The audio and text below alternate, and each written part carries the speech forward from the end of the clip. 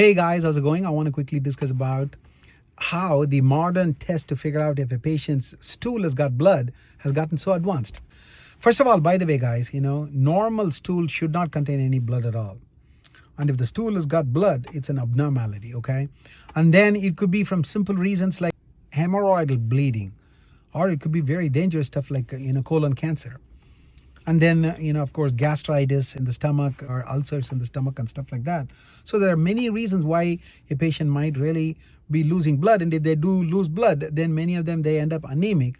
And in fact, that is the primary reason why we would even just embark on an investigation. So if a patient is anemic, then that's an abnormality. Then the question is, are they not making enough blood, or are they losing blood?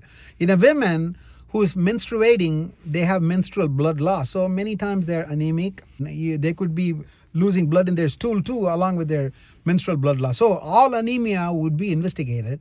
And part of the investigation is to check the stool for bleeding. And in the past, we used this Guiaic test. And that test was causing a lot of false positive because it was checking for iron in the blood. They're taking iron pills. Then the test would end up as positive. And then that will create a lot of concern for the patient. But the modern test that we do nowadays, it's called as fecal immunochemical test, based on, immunology.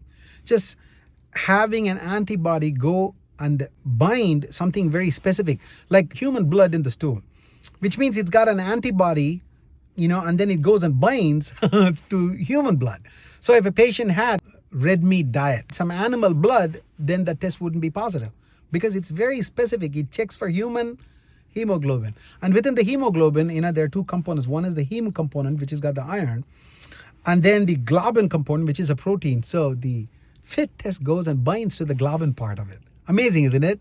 It's like having a specific lock and a key. You need that key to go open that lock. So none of the other keys would really open it. It's like that.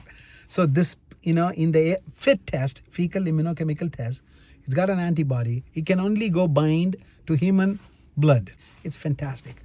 So compared to the old test where there are a lot of false positive and causes a lot of concern, but nowadays the new test really doesn't do that. That's amazing, isn't it?